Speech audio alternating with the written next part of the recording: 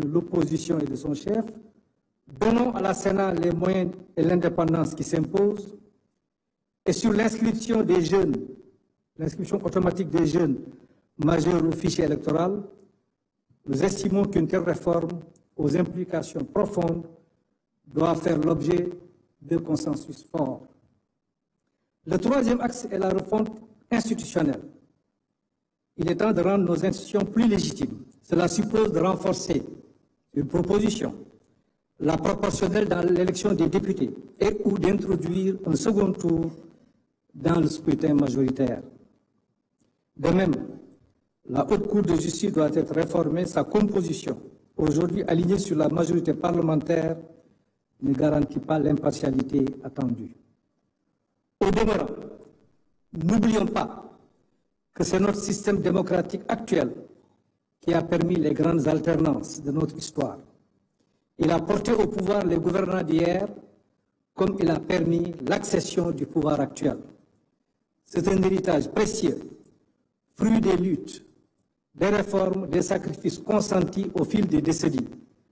Que l'on soit au pouvoir ou de l'opposition, nous devons ensemble préserver cet acquis. Mais au-delà des questions politiques, l'enjeu central de mon point de vue reste économique. C'est pour cela que j'avais souhaité et proposé l'inscription de cette question à l'ordre du jour du présent dialogue. J'espère et souhaite vivement une mobilisation de tous les acteurs autour de ce sujet. Le Sénégal fait actuellement face à des pertes d'emploi, une dette croissante et une situation budgétaire préoccupante sur fond de vulnérabilité externe. On peut ne pas s'entendre sur les causes, mais il faut qu'on s'accorde sur les solutions. Ainsi, votre nouveau référentiel stratégique de l'action publique devrait être, de mon point de vue, mieux partagé pour améliorer sa mise en œuvre pour l'intérêt de tout le monde.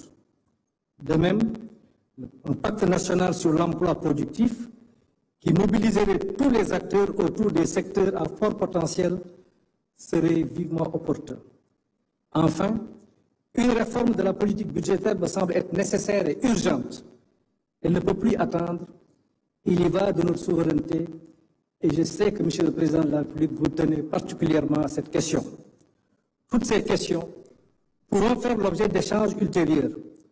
Toutefois, permettez-moi de noter qu'il va être difficile de faire fonctionner un levier, quel qu'il soit, dans un climat d'instabilité politique et sociale, au surplus dans un environnement international instable. C'est pour cela que j'ai parlé des questions économiques. Le Sénégal ne peut plus agir de notre point de vue par séquence. On n'a plus le luxe du temps long. Tout doit être engagé en même temps. Cela exige au moins 3 conditions.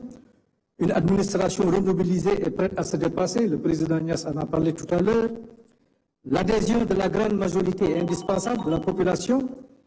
Il faut parler à l'âme de la nation, consolider le lien social, apaiser les tensions. Il faut qu'on se parle en toute sincérité. Et sur le plan international, nous devons renforcer nos partenariats dans un esprit de dignité, de confiance et d'efficacité. Sur le plan social, je salue la signature du pacte de stabilité qui a été important, mais allons plus loin avec une conférence sociale nationale. Enfin, je terminerai par la reddition des comptes. Aujourd'hui, nous traversons une séquence marquée par des révélations, audits, erreurs, exposés, pratiques, dénoncées. Tout cela peut être vrai. Mais l'histoire récente nous montre que ces vagues émotionnelles sont cycliques. À chaque alternance, scandale, sanction, oubli, et on recommence. Tirant les leçons, Monsieur le Président de la République, nous devons engager des réformes pour mieux protéger le patrimoine de l'État, au-delà des régimes et des contingences politiques. C'est ce qu'il faut au Sénégal. Monsieur le Président de la République, je rêve d'un Sénégal où l'opposition est écoutée, pas écartée, où le débat est loyal, constructif, pas agressif, où la critique est utile, pas criminalisée. Le Sénégal a besoin de nous tous. Majorité, opposition, société civile, en un mot, toutes les forces vives. C'est ensemble que nous pouvons bâtir un avenir de stabilité, de progrès et de dignité.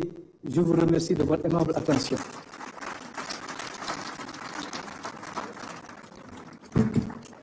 Merci beaucoup, M. Amadouba.